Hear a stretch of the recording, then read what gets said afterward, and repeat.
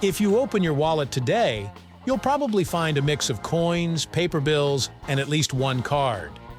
Sometimes you might not even carry cash at all, relying entirely on digital payments.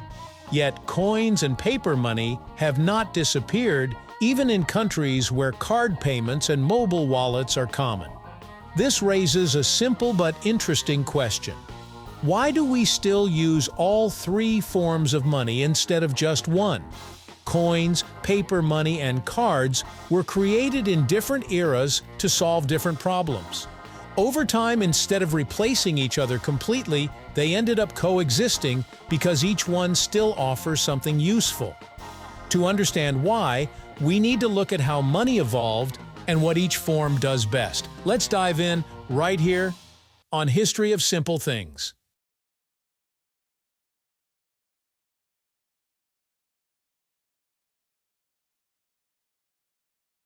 Coins are one of the oldest forms of money still in use today. The first widely recognized coins were minted in the ancient kingdom of Lydia, in what is now Turkey, around the 7th century BCE. Before coins, people relied heavily on barter, trading goods directly for other goods. This system worked in small communities, but became complicated as trade expanded. Coins solved this problem by providing a standardized, durable, and portable medium of exchange.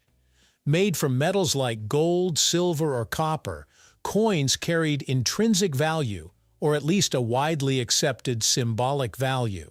They were difficult to destroy, easy to count, and convenient for small everyday transactions. Even today, coins remain practical for low-value purchases, vending machines, and situations where precise change matters. Their durability and low production cost for small denominations are key reasons they are still used.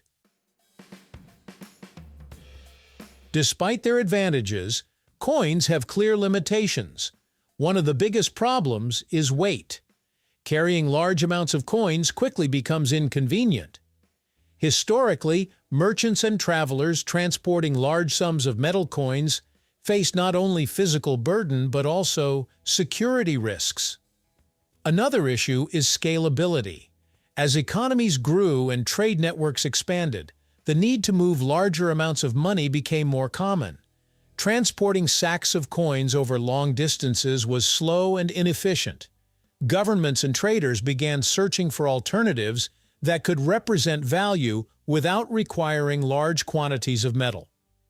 These challenges led to the development of paper money, which could represent larger sums in a lightweight form. While coins remained useful for small transactions, the world needed a more practical solution for larger payments and long-distance trade.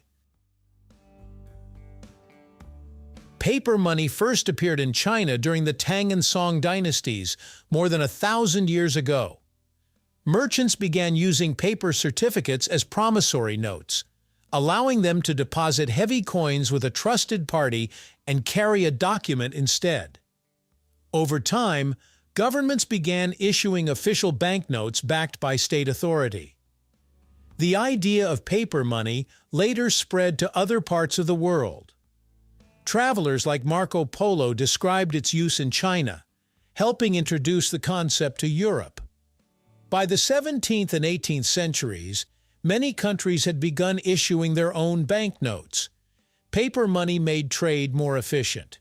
It was lightweight, easier to store, and more practical for larger transactions. This innovation helped economies expand by making it easier to move and exchange wealth. Even after paper money became common, coins did not disappear mainly because they are more durable and practical for small transactions. Paper bills wear out faster, especially when used frequently, and printing very low-value notes is often less economical than minting coins. Coins also make it easier to pay exact amounts and are still useful in vending machines, transportation, parking meters, and other everyday situations where small change matters. Because coins and paper money serve different purposes, both continue to be used instead of one replacing the other. Payment cards emerged in the 20th century as banking systems and telecommunications improved.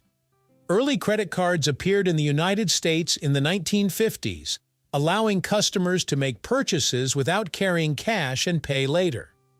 Over time, debit cards were introduced, enabling people to spend money directly from their bank accounts.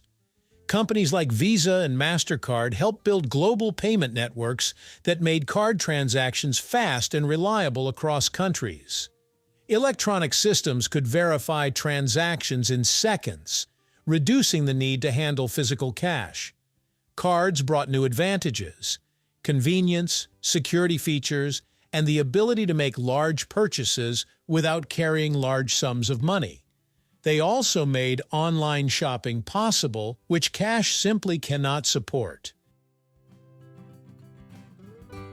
Despite their convenience, cards have limitations that prevent them from fully replacing coins and paper money. Card payments depend on infrastructure such as electricity, internet connections, and banking networks. In places where these systems are unavailable or unreliable, cash remains essential. Privacy is another factor. Cash transactions can be made without leaving a digital record, which some people prefer for personal or practical reasons. Small purchases are also often faster with cash, especially in markets, small shops, or transportation systems that may not accept cards. There are also economic considerations. Not everyone has access to bank accounts or credit facilities, particularly in developing regions. Cash provides a universal method of payment that does not require technology or financial approval, making it inclusive and widely accessible. Coins, paper money, and cards still exist because each serves a different purpose. Coins are durable for small payments, paper money is practical for everyday spending, and cards offer speed and convenience, especially for larger or online transactions. Instead of replacing one another, they have evolved together as economies and technology changed. Even in a digital world, cash remains valuable for reliability and accessibility, showing how old and new systems continue to work side by side. Thank you for watching. If you have suggestions for our next video, feel free to share them in the comments below. We'll be sure to give you an acknowledgement for your contribution.